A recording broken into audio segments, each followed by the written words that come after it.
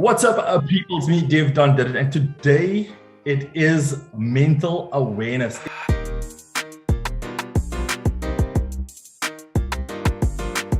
It is a mental awareness month, and I was like, you know what? Let's just break the stigma attached. Now, over the past 2 years, the pandemic has brought us stress, loss of income, illness, loss of loved ones, negative news, the inability to leave our homes at times, and the lack of social interaction.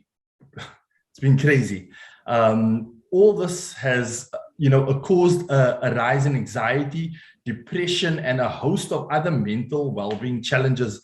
And the stigma attached is that mental health care can often be expensive, inaccessible, and scary for people to seek, as well as the stigma attached to seeing a psychologist like me or a medical professional in South Africa due to the lack of knowledge and lack of understanding or empathy even, and not forgetting the pressure of a day-to-day life that can make mental illness unbearable if not treated.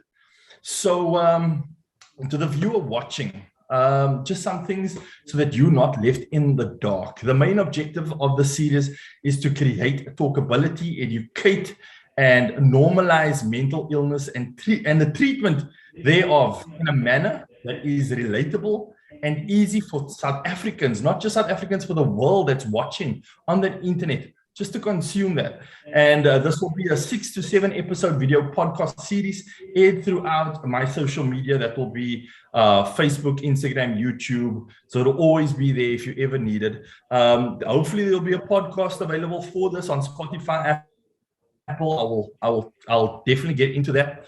But now it's a video podcast for social media. Each episode will cover different topics pertaining to mental health and related issues. And I must add that the series wasn't initiated because of mental health awareness. I often speak about this, about mental or about anxiety on my social media. And because I lived with it and overcame it, I'm passionate about educating people and letting people know that there is therapy and they don't need to live with a debilitating anxiety. I've been through it, and there's only one man that literally I can thank right now, and that is the one and only man on your screen, Dr. Rafiq Lockhat. Doctor, thank you so much for agreeing to do this with me. It's been a pleasure to have you. You basically healed me.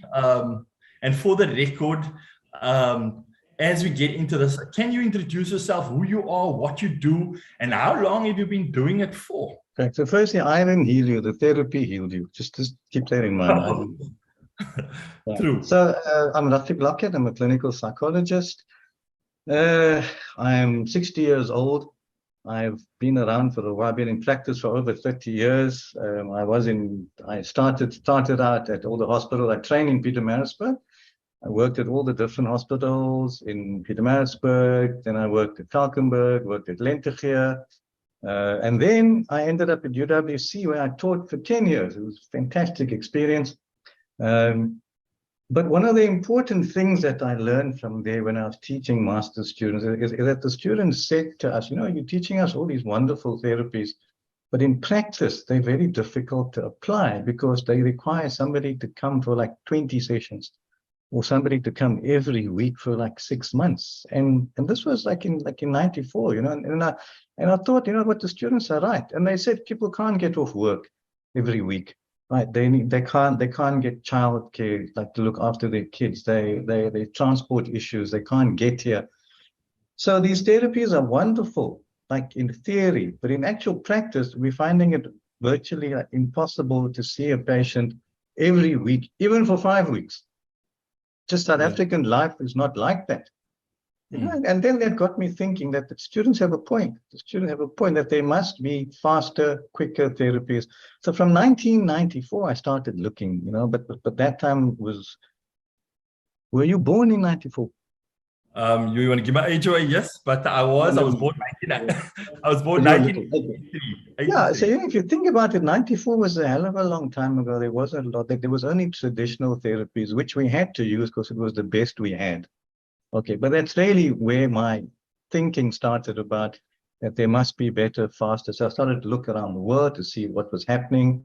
South Africa, we're right at the bottom, 94. It was just coming out of apartheid. People weren't sharing stuff with us. Like you had to go overseas to find. Thank goodness it's not like that anymore. But that's really where my thinking started about there must be more innovative, there must be faster therapies that are applicable to our situation. Unlike, say, like in Europe, where people, they go for ballet, they go for tennis, and they go for therapy. Therapy is part of their existence, it's planned in part of their life, and that's great. If we could ever get to that point, that would be fantastic. And there's no stigmas overseas. In fact, people say, I have a therapist. My therapist is so and so, and they talk about it publicly.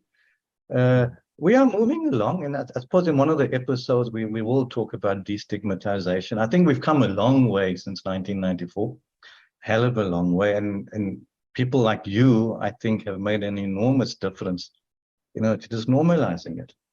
So that's really my input. And then at some point I started a private practice, and then I liked it, and then I stayed full-time. I left UWC, and in a full-time practice, we all have to make a living. So I went into full-time private practice. And then I started trying out all these new therapies. And then very late, about 7 years ago, I then discovered BWRT. And it instantly changed my life. And I started teaching it, to like psychologists and psychiatrists in South Africa. And now I've trained about 2,500 psychologists and about 25 psychiatrists, and everybody's using it because it is revolutionary. And because there are really issues around finance, people can't come every week for 6 months. Medical aids are making things more and more difficult. Instead of increasing mental health benefits, medical aids are busy cutting mental health benefits, which makes absolutely no sense to me. Anyway, so the need for faster, quicker therapies is what I've been looking for a very long time, and I think that I found it now, and I'm using it, and I'm delighted to train other colleagues who are also using it and also finding that they make so. Ultimately, it's a win-win. Yeah. But everybody benefits. People recover from things they thought they couldn't recover from. They're recovering like in faster times than initially we thought was possible. And okay, so that's about me, basically. I must add to that. I've posted about BWRT, and lots of. I think if I had to give a figure, about 5 psychologists reached out, and they were like, "Dude, we are studying that. Now we are doing the process. We'd like to get into that, because I think that is so, it's changing people's lives. But enough about that, BWRT, we're going to get into that. I think, today's topic, and just so that you know that people that's watching, we got various topics. We got topics, what is anxiety? That's today's topic. I got it here in front of me. So I'm cool with that. Okay. Just for the viewer, for the people that's watching, so the topics that we have so far: signs and symptoms of anxiety, types of treatment and therapy, children living with anxiety. There's quite a few, and we also have a Q&A towards the end of the series where people can ask questions on social media, in comments, or if you feel that you want to stay anonymous, hit me up in the DMs, send me a message. You will stay anonymous. If you're keen to be anonymous, let me know. I don't mind putting your name anywhere. And you ask me a question, I will ask a Dr. Rafiq that. So also, before we get into it, if you find someone that needs this, I mean, it's not about likes, it's not about engagement here. It's all about knowledge and education. So if you find and feel that this video will help someone else, please send them this, please tag them, share it on your platforms. That's the most important thing that we want to achieve here, to let people know that it's okay not to be okay, and that there is treatment. Right, Doc? Absolutely. Awesome. So, Doc, you don't mind me referring to you, Doc? I'll ask you this. We're going to keep it. I like Rafiq. We're going to keep it professional. So I'm going to say Rafiq. Here we go. Thank you. Thank you. Rafiq, what is anxiety? Can you tell me what are the major types of anxiety disorders? Okay, so let's start with today, right? I'm a little anxious about doing this, okay, for many reasons. You know, it's a public. I could say something stupid. I could embarrass myself. Maybe I don't look like I'm sweating too much, whatever it is. Right. So that would be, but I'm here, I pitched up. So this would be normal anxiety based on what you and I are doing now, because this is a performance-based thing. I'm going to be judged by what I say. And so there's anxiety about saying the wrong thing, embarrassing myself, all of those things, right? But I'm here. Now, let's say I got so anxious, I called you, I said, Devin, I can't do the show. Sorry, man, I can't do it. Right. Then that's moved out of normal into problematic. Because the anxiety is now stopping me from doing something that I should be doing and I can do, but my anxiety about actually doing it is now causing me to cancel. Okay, so that's a good, so I am feeling slightly anxious. That's completely normal, right? Also, so we must understand that anxiety in the right dosage at the right time is normal. Okay, people who have write exams, right? If you don't get a little bit anxious, you haven't understood the problem. You're missing the point, because anxiety is like an energy, right? It kickstarts you. When you run races that on your marks, get set. Right, get set is a very anxious state, but because of that anxiety, all your muscles fire up, your brain focuses. If you went there all chilled and totally on your marks and that's it, get set, yeah, okay, like, and you chill, you come last because you haven't prepared yourself. So I think what I want to say to people is step one is that a certain amount of anxiety at the right time in the right dose is normal. Nothing wrong with that. Nobody can be relaxed all the time about everything. It's actually dangerous. If a Rottweiler is coming to attack you, you're like, oh, there's a Rottweiler. It's so cute. Oh. Right. That's not going to help you. So you need to get anxious and then do something. But we are going to talk about fight or flight later on. So the thing about it is that there are many different kinds of anxieties, and it's true. So anxiety is not one thing. There's a common thread. I'll talk about that. So it's kind of like if you say, I have a motor vehicle. Then you say, okay, so what kind of motor vehicle do you have? Well, right now you look at, now you have an SUV, you have a bakkie, you have a sports car, okay, you have like a small car. So they're all vehicles. What they have in common is that they are motor vehicles. But each one of them is different in what they do and how they do it. Okay, so anxiety is like that.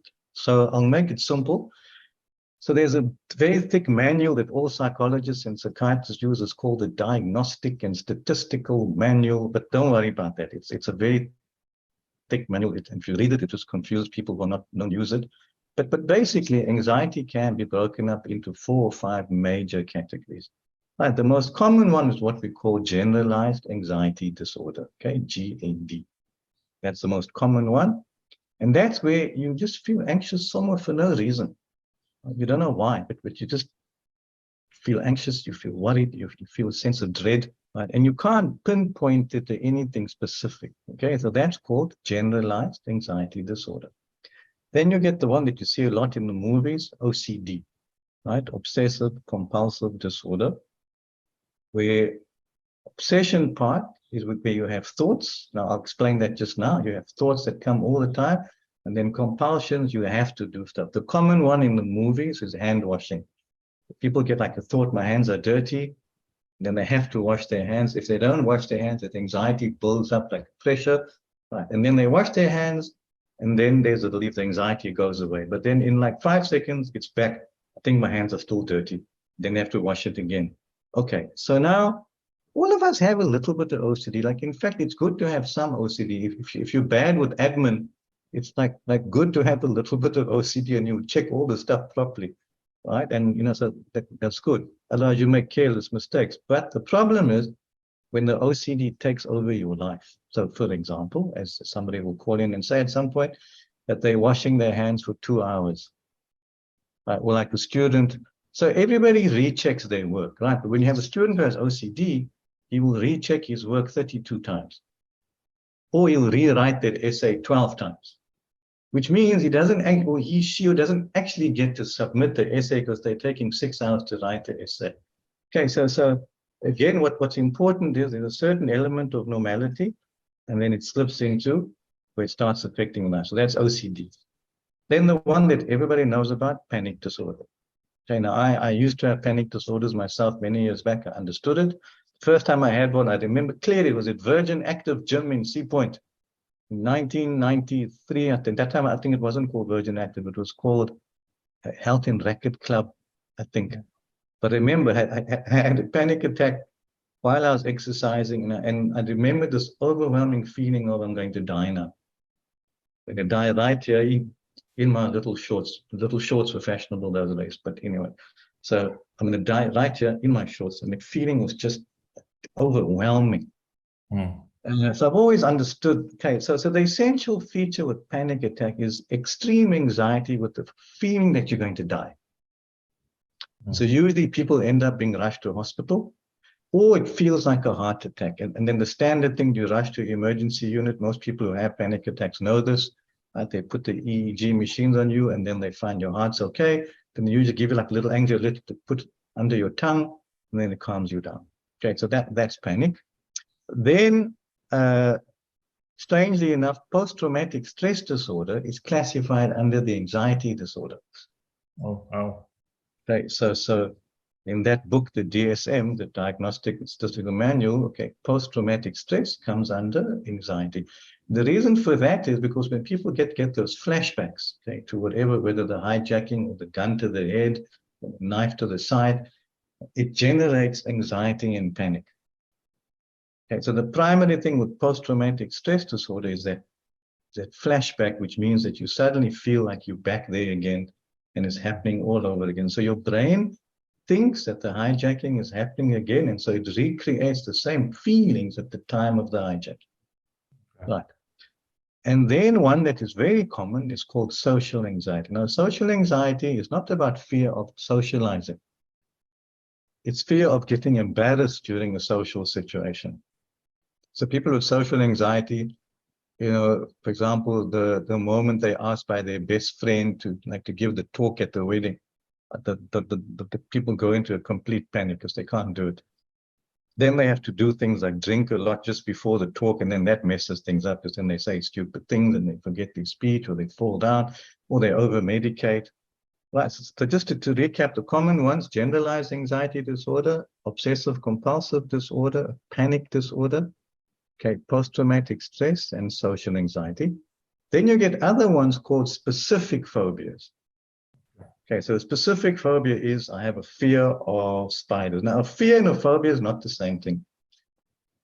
A fear means that I don't like it. So I can see a spider here now, and I can I don't like it, just stay away from me. A phobia, I see a spider and I'm like, ah! And I'm completely gone. I'm running out of the room as if the spider is a dragon that's about it, because the brain can't tell the difference. Okay, so the phobia is where you see whatever, and there are a million phobias. There's spider phobia, cockroach phobia. During COVID, we actually realized how many people have needle phobias because they had to go to get the vaccination. And suddenly they discovered that they had a needle phobia, and they just couldn't do it. And so we had lots of calls to say, please help me, I need the vaccination, but I am terrified of needles. Now, I think that nobody likes needles. I don't like needles. You don't stick stuff in me. But, I can sit there and I can do it. But a phobia is I faint, I pass out, I don't want to go. You have to drag me into it, whichever lab you're going to go. So I want people to understand the difference. Normal stuff, and then crosses over into problematic.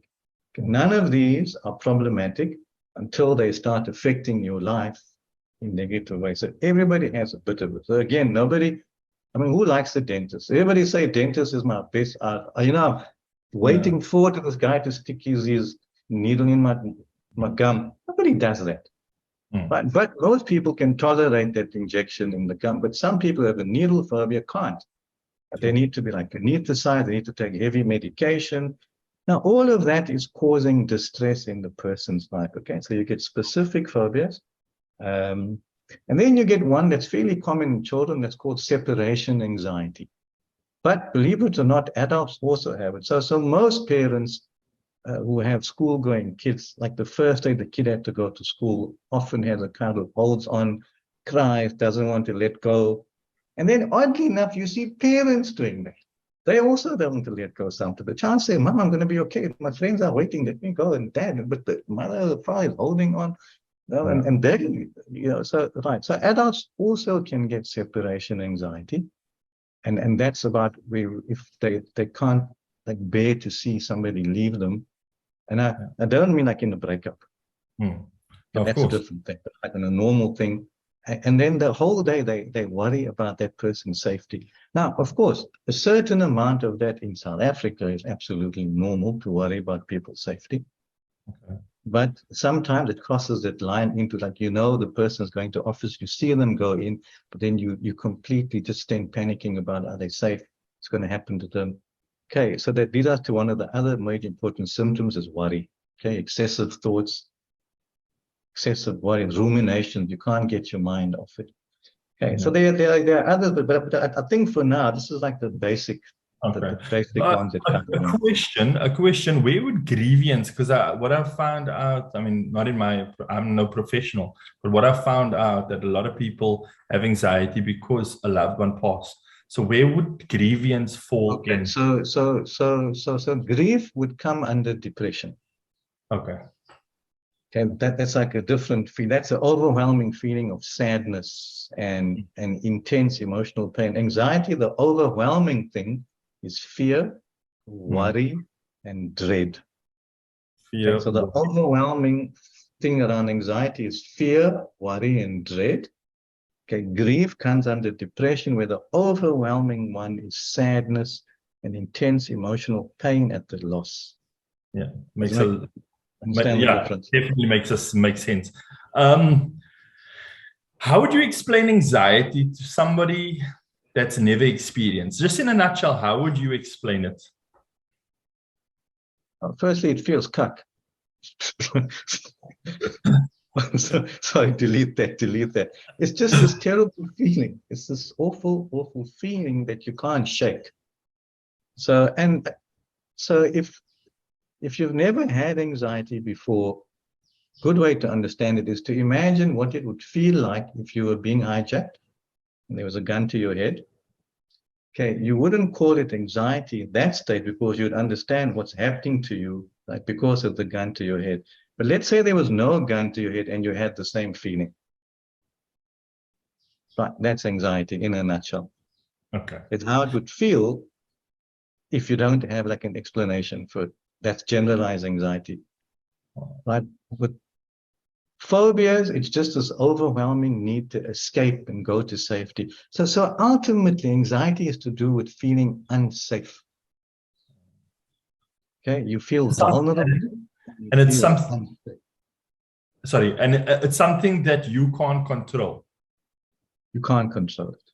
You could learn to manage it, right? But you must understand that once the system kicks in your body, and we'll explain it later on when we get to we get to fight or flight. I'll explain what happens inside the body. Once it starts, it happens. Right. But with the older therapies, you could learn to control it. So the older therapies did anxiety management, panic management, bad thought management, stress management, anger management, right? And that kind of works because remember, I also did those therapies 6-7 years ago. Those were the best we had at the time. But it all depended on how relaxed your patient was. So sometimes people are feeling, completely like overwhelmed, and they can't do all the things, all the management stuff that their therapist taught them. They forget, they don't remember. And once that wave hits, you just have to ride it until you crash. Rafiq, would you say anxiety is a disability? Right. So my earlier point, okay, the dosage and the context. So like in this case, if I was saying to you, look, I'm a little anxious, but I'm here. But let's say I canceled. because like the thought of doing this was just so overwhelming for me. My fears of making a mistake, of coming across badly, of not sounding sensible, stopped me from actually doing it. I then cancel. Now it's moving into the disorders. So there is normal anxiety. So here's anxiety. Okay, you get normal anxiety, and then it goes into disorders. Disorders, ultimately, the best way to understand it is that where it affects your life to the point where there's like serious disability. So if I keep canceling job interviews, and I often get patients like that, they just can't do an interview. Now, there's serious implications for that. You can't get a job. Okay, you can't get employed. You have financial difficulties. Your partner's talking about leaving because you're not, like you're not providing whatever it is. So that's a problem. Okay, for example, OCD. If you check your work once or twice, no hassle. But if you're rechecking your work 7, 8, 9, 10 times and rewriting that essay 7 times, it means that you're not submitting the thing on time, which means that you're failing the module, not because you're dumb, because you actually did the essay, but because you have OCD, which causes you to keep redoing the stuff and rechecking and rewriting it. Okay, so now it's gone from normal checking into disability because it's having a major impact on your life. I had a patient last week. She has a phobia for lifts. Okay, and she lives not in South Africa. She lives in a city where there are lots of big buildings, and she gets called to job interviews, and they're on the 15th and 20th and 37th story. Right, she just can't get into the lift. And now you try and walk up 37 stories. How do you look when you finally get to the top of your interview? Right? You wreck, you're sweating, you can't come here. So, okay, so that's having a major impact. She can only accept jobs on the first or second or third floor because she can walk up and down every day. But once it goes beyond 8 or 9 or 10 floors, how are you going to walk up every day? So there's an example of it's now stopping your life. Okay, people who get panic attacks. And not many people know this, but a panic attack will start randomly somewhere. So let's say it starts in Pick n Pay. Like you're pushing a trolley, and whatever reason, you get a panic attack. You get that feeling that I'm going to die now. You fall down or you hold on, people help you out. Right. Then you rushed off to ER, but they'll check and they'll say nothing's wrong. It's just a panic attack, and don't worry about it. You can't not worry about the panic attack, but the doctors will say, just a panic attack. It's not a heart attack. You're not dying. Don't worry. Take this pill, you'll feel fine. Now it plays on your brain. So the first thing is that you don't want to go back to Pick n Pay. This is a normal thing. I'm going to stay away from Pick n Pay because Pick n Pay is where I got the panic attack. Right. Then it slips into, actually, you know what? I'm not going to go to any supermarket because maybe it's the supermarket that's the problem. Then it starts going into, I think I'm not going to go to any mall. I'm just going to stay away from any malls. Right, because what if I get a panic attack there and there's nobody can help me? Then it's like, you know what? I'm not going to leave the house because the house is where people are here. Okay, there's safety. Or if you get it during like hectic traffic, it's hot, whatever, the panic attack starts, then you don't want to drive anymore. You say, look, you know what? I had a panic attack. I don't want to drive. I'm afraid of driving. The feeling was so terrible. What if I'm on the N2? What do I do?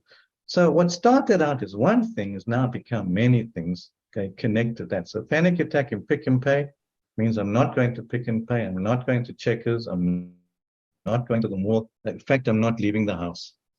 Okay, so that's why. So you can see how that is now like a disability because you have to leave the house. So the answer to your simple question is in the right amount for the right context, it's not. Okay, for the wrong amount, where it becomes excessive and it starts to hold back your life in many different ways, it's a problem. Then it becomes a disorder. Then you need treatment. Nobody needs treatment for normal anxiety. I never saw it that way. But again, that's why you're here to just make us understand. But does it help clarify? 100% it helps. I totally get it now. I think for me before I thought it was a disability. But like you said, it will disable me from going out there, doing what I need to do, so I totally understand that side of things. So you don't want to pathologize everything, because that's also like an unfair thing to do is say everything's pathology. It's not. People can manage. Most people manage to get through stuff. But when it crosses the line into my life is affected, then there's no need to suffer. Yeah, you can get help. Yeah, no, true, 100%. Doc, Rafiq, is anxiety genetic? Right. So that's a common question that's asked. Okay? And the answer to that very simply is we don't know. But what we do know is that what we call a genetic predisposition, okay? But it does not guarantee that if there's a genetic predisposition that you will get it. So there's a whole field of study called epigenetics, and one of my colleagues, an expert on it, and he was telling me that if the trauma, okay, so basically genetics has to do with genes, and genes are passed on from family to family. We're not going to go into that. But if trauma is experienced, then the genetic expression may shift, okay, for the genes to like adapt. Then they will transfer that onto the next generation. So there's something called the intergenerational transfer of trauma. Okay, we've known about this. We haven't fully understood it, but recently epigenetics is a big thing now about the intergenerational transfer of trauma. So people have been saying things like, okay, so maybe anxiety is actually genetic, or maybe this is genetic, maybe that's genetic. Okay, so will I pass it on to my children if I have anxiety? The answer to that is it's not clear. So we don't know for certain who will develop anxiety based on their genetic predisposition. Okay, so we don't know who will develop anxiety despite not having a family history. Okay, or who will develop anxiety with a family history, whether you'll get anxiety with absolutely no history at all. So it's not clear. And there are no definitive studies. So the answer to the question is it's not clear. There's lots of studies. What we do know, though, right? So when I was a student, a master's student in 1986, we had this whole debate about nature versus nurture. And I think we've moved past it. We now know it's a combination. So it's not all genetics and it's not all your environment, but we know some important things. So we know that children learn. There's something called social learning theory. There's some excellent research done in the 70s.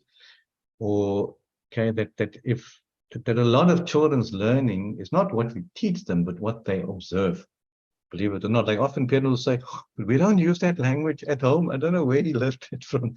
Because he was watching TV, or the friends use it. But the point is that if you have, for example, anxious or let's say phobic person, like a parent, who always screams when they see a cockroach, or they jump on the table. So it's different to say, oh, yeah, cockroach, ugly. This is not phobia, where you see a cockroach and you jump on the table and you're trying to climb on top of the wardrobe, because you must. And at some point, maybe we'll talk about what actually happens in your brain when there's a phobia. Right now, like if kids see that enough, then they start to think, oh, okay, so that's how I'm supposed to react. So they learn phobic behavior without actually having the phobia, but they learn it. In the same way, in more serious note, children who grow up in let's say like environments where there's physical abuse, or they watch father or the mother beating each other up every week, then they start to think, well, that's how one treats a loved one. Yeah. Because they're married, it means that they love each other, which means that you must smack your loved one around. That's how you show your love.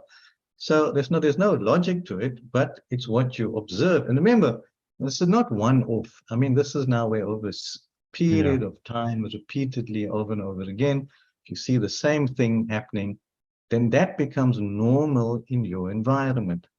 Okay, so some people grow up thinking that's a normal way to behave. And the only time they realize it's not normal when they get challenged by someone who said, but dude, actually that's not how one behaves. No, but in my family, we did that all the time. We do it all the time. Yeah, but your family is not the world. It's not everyone's family. But if, let's say, your family plus your uncles, plus your auntie's house, if you went to visit there, was the same thing, it starts to feel like this is the way to be. Okay, so that's how we then talk about the learned aspect of anxiety. If you watch your parents getting anxious repeatedly for certain things, you start to think this is what I'm supposed to do. I was about to give you an example and just listening to you. So I suffer with what they call health anxiety disorder, my body, Used pain. to have it. Excuse me. I used to. Correction. Thank you, Doc. Thank you. Thank you. I used to. I experienced that. And being around my kids, I thought, would I instill that in them if I showcased my anxiety to them? That was something that went through my mind. It might not be genetic, but what I show, they are going to learn. They are kids, they're sponges, they soak in, and they automatically think. So I've shared with my kids what I have, but I've just covered the baseline, or what I had rather, what I had, and that's all they needed to know. So when I did have a panic attack during the storm of my life, luckily they weren't around, or if they were, I'd be in my room. I'd say I'm not feeling good, I'm feeling sick, and then I'd go to be in the room in bed, that type of thing. So I totally agree with what you just said now. So thank you for that. Just remember that it's not one off. It's where they observe the same thing repeatedly for a long period of time. Then True. it becomes the norm in that home. And then they feel that if they're not behaving like that, something's wrong with them. They start to behave what they think is normative. Yes, exactly. Now, being in this space, what is flight or fight mode? I struggled with understanding that concept. If you can just inform me as well, what is fight or flight mode? Okay, so look, I'll keep it simple. So there are different parts of our brain, right? And there's this part here is called our prefrontal cortex. This is our logic brain, all our processes. So that's why people have car accidents with no seat belts, and they smash this part of their brain. They lose their ability to be logical, right? And often people like that get angry all the time for very small things. They trigger. Okay, so there's another part of our brain called the reptilian complex, and that was the first part of our brain that was, let's say, developed thousands of years ago when our ancestors were around. Now, the most important thing for our ancestors thousands of years back was survival. Mm. That was the most important thing. Okay, not like watching Netflix or going to the gym. It was survival. So either they were going to eat or be eaten. Okay, so this part of the brain was developed to react very quickly to survival stuff.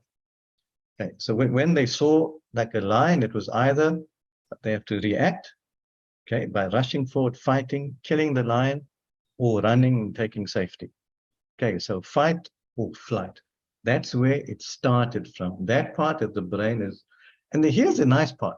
That part of the brain hasn't changed. It's still the same part of the brain that has a very like narrow focus of its sole purpose is to keep you alive. So it's wired into, let's call it our emergency system. Okay. Now here's an example. All right, so let's say you're standing outside and there's a Rottweiler running towards you, okay? Your prefrontal cortex is doing its job.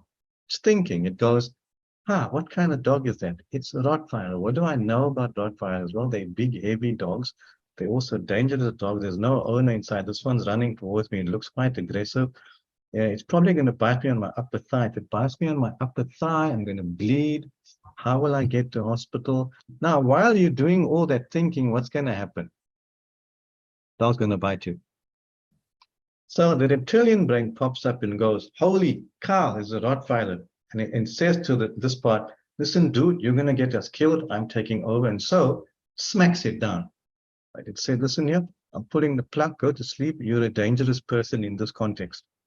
And that's what happens. So the reptilian brain pops up, it recognizes the danger, tells this part, you're going to get us killed, I'm switching you off, I'm taking over.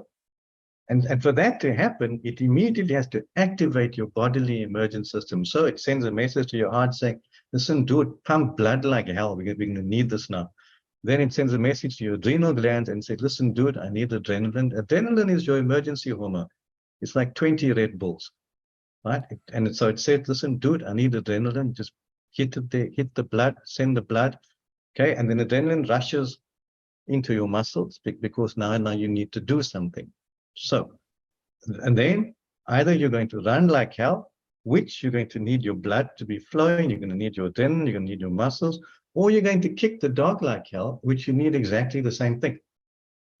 Right. Then let's say you choose to run, and often people will say, man, I don't know how I ran so fast. Or, you know, if I look at that fence now, how did I climb that fence? It's like 10 meters. I don't understand. That's because your logic was switched off. This part of the brain that thinks was switched off. When emergency brain took over, plus you had like a super shot of 5 or 10 liters of adrenaline. And so you were pumped up. And so you do the action, like you get to safety. Then when the situation is safe, okay, your reptilian or your limbic brain, what we call, or your emergency brain switches off. Then, okay, your normal brain comes back on, and then you go, yes, I was close. I don't know how I managed that. Okay. So like often students who have exam anxiety have exactly the same thing, except they don't realize it. So students who are studying really hard, they really wanted they wired already. They go to the exams, they sit there, but they know their stuff. They know their stuff. They studied hard. And then there's 1 or 2 words they don't recognize. And that immediately trips the emergency system, unfortunately. Once the emergency system trips, can't be stopped. Okay, so they don't recognize the word and they go, I don't know this word. And then your reptilian brain goes, oh, emergency. And then it does what you don't want. It switches off your thinking brain exactly at the time that you need it. And then you just get a panic attack and you start to sweat, and your mouth goes dry and your palms get wet and you can't access the information. Later on, when the exam is finished and the system switches off and this brain switches on again, then you go, oh man, I knew all that stuff. I knew that. But you couldn't access the information. Right. Yeah. Now, that's an example of a false alarm in the wrong context. So in the exam situation, you don't want an emergency response. But unfortunately, when you're already very tense, it's easy for your brain to trip into emergency systems. So there's a very good place for the emergency system. Like if you're about to get eaten by something or you're about to get attacked, you need that. If you don't have that, you can't be safe. Your brain can't give you. That's why that emergency system is built in. Yeah. But the problem over time is that it's no more lions and tigers now that want to eat us. Okay, so that's been replaced with other people, and then that's been replaced with work for some people. So work becomes like the line that you have to go to every day, and so your body fires you up to help you. This is important, right? Your emergency system kicks in to help you to cope. So it fires up your heart rate, it fires up your adrenaline, fires up your cortisol, all of that to help. But see, our ancestors weren't in an emergency state every day. Okay, so the system had a chance to reboot. So all that adrenaline, all that stuff, it got used up. And that's the thing about adrenaline. You have to use it up. So either you run, it gets used up, or you fight, it gets used up, and then the system reboots, everything goes back to normal. If every day, like your body's producing adrenaline and it's not getting used up because you're not fighting or you're not running, it just gets stored in your body. Now your muscles are like a sponge. The adrenaline pours in, and then your muscles say, dude, I'm overdosing here. So then they scrunch up to protect themselves. Then you start getting neck and muscle tension because now your muscles are all scrunched. Then you start getting headaches, which medication doesn't help because you don't actually have a headache. It's muscle tension that is squishing your muscles and that's causing everything to pull. Right. So that's then when things become problematic. So fight or flight is normal. It is essential because it's an emergency response for an emergency. But unfortunately, things have changed over time where what it was originally designed for, there are new things and it's every day, and your body is not designed to run on the emergency zone all the time. I must say I relate to this so much because I can tell you now, when my body went into to fight or flight mode, right? The logic in my head switched off until I got to a point where I found myself laying in bed next to my partner, next to Gabby, and I was like, and I expressed my feelings to her. As I was expressing my feelings, my brain was making or listening to what I was saying, and it made then sense. But during the fight or flight mode, none of my thoughts, none of my logic existed. Everything else was literally just the negative thoughts, until eventually I had to express myself, my emotions, what I'm going through, what I'm feeling. And then my brain was listening to myself, and it kind of like, okay, I feel a bit better. it's excuse the pun or whatever, but it's crazy how a brain functions and works. Doc, we don't have much time, but I want to know from you with a last question. I've heard rumors with, is there dementia related to anxiety and old age? And can anxiety be cured? That's what I want to know for today. So in my opinion, anxiety can be cured. So we don't have to do management anymore, right? And you're like a great example of that. You don't have to manage yourself on a daily basis. It's done. Yep. So there was older system, older knowledge. And remember, fortunately, neuroscience has come along. And that for me has been the most amazing thing, neuroscience. Because of technology, we can study brains differently. People are doing fantastic research to actually see what's happening in your brain, where's information going. So neuroscience has changed things. I suppose in the same way that, like in the old days, like an eye operation maybe took 8 hours. Now with the laser, it's done in half an hour. Same technology. Okay, so because of technology, we have new knowledge, and some of our old concepts we have to throw away because they don't exist. Like many years ago, people used to think smoking cigarettes was like a cure for cancer. I read an article about that. 50, smoke cigarettes will help your cancer, right? All that doctors in the olden days didn't know, like about passing on germs, and they'd go from one patient with blood, they'd go to the next one, like in war situation, and then they'd infect each patient. But they were doing the surgery because obviously the microscope hadn't been invented by then, and nobody knew that there was something called germs. Once you discover, you say, oh, wait, what we were doing is wrong. That doesn't work. We're going to do something different. So likewise, therapy, in my opinion, again, okay, it's now shifted to neuroscience. In my opinion, we can cure anxiety, right? And on some segment, we'll get like a psychiatrist to talk to us, because certainly there's a role for medication. I don't want to say there's no role. And so we'll get a psychiatrist to talk to us. We do it together, and then the psychiatrist can explain the role medication plays, because there is a role for it to play. But I no longer believe that anxiety cannot be cured, that anxiety must only be managed. I don't believe that anymore. If you asked me that 6 years back, I'd say, Devin, dude, the best we can do is teach you how to manage it. And that would be okay. Like you can learn to manage it. It's hard work, but you have to manage. Teach you all the tools, all the techniques, to calm yourself, to breathe, to do grounding, mindfulness, teach it and stuff. I don't believe that anymore. I now believe that in fact we can cure it. Yeah.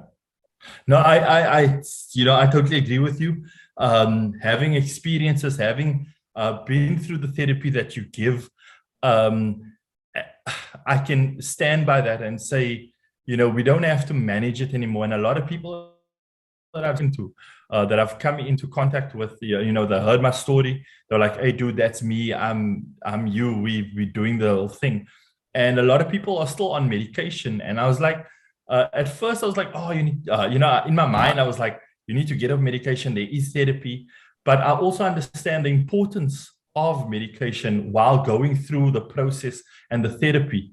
But I stand by that. I personally think anxiety, I've been there, Doc, Rafiq, I've been through, I've been through debilitating anxiety, and to live the normal life that I've went through the dark hole, and I've come out and I've seen the light.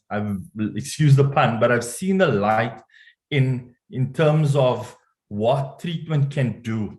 And that's why we're here today. We're wanting to educate people on anxiety and share this information. And again, this is not a paid venture. This is not to promote ourselves, but just to educate those around us that there is therapy out there in the world that kind of can, break the stigma attached that we have to manage anxiety.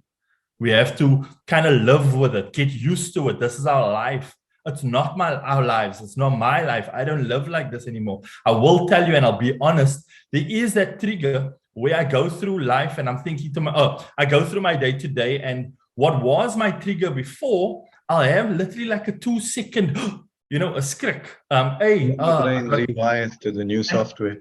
Exactly. My brain literally for that 2 seconds goes, oh my word, that's the trigger. Get flustered up for like a second, literally a second. And afterwards, I'm like, it's like my brain can't go to that trigger. And I must say this, that I've spoken to somebody recently that's seeing you. And they said, with your therapy, they can't think of their triggers anymore. They can't go back to their dark traumatic experiences. And I was like, wow, that is exactly me. I've experienced that, and I was high-fiving this person, and it was amazing. It was amazing to see and experience that other people are also, not just me, but other people are also growing in the therapy and experiencing and getting the best out of it. So doctor, thank you. I say doctor all the time. I refer to you as doctor, but Rafiq, thank you so much for being on this episode. Thank you for being part of this. This is mental awareness. Rafiq, how can people check you out on what social media platforms? How can they get, I know it's Rafiq Lockhat Clinical Psychologist on Facebook, right? Yeah, that's the one. Okay. Yeah. Or they can just get hold of my receptionist. I will definitely put the number. We will put the number on it. It's just easier that way because she handles the admin bit. I can't deal every day with a lot of, so she handles the admin, and it's much more simple. Perfect. If you want to check him out, it's it's Rafiq Lockhat Clinical Psychologist on Facebook. Message me if you have any questions. Message me if you want to get his contact details. We can definitely do that. It is going to be up on the screen here as well. And then last but not least, the website as well. I think there's a website. Perfect. I've caught up with all the young stuff. We can, well done, all overseas, doing the most. But if you enjoyed this video, if you found this video informative, please do not just give it a like. We appreciate it, but share it with somebody that's in your world, change their world, just so that we could educate those and let them know that there is help. Thanks for watching. This is Mental Awareness, Mandala. Doc, what do you think of the name? Aweh-ness. Yeah, I was telling my wife, I was saying that's the sharpest title I've ever heard about it. She was laughing. So I said to her, no, it's not. I said, it's Aweh-ness. I said, it's a Cape Town thing. It's a Cape Town. I love it. I thought about it. I was like, hey, mental awareness. And that's very sharp, David. Well done. Thank you so much. Doc, it's been awesome. We look forward to episode 2. Cool. All right, then. Cheers. Thank you, Doc. Ciao.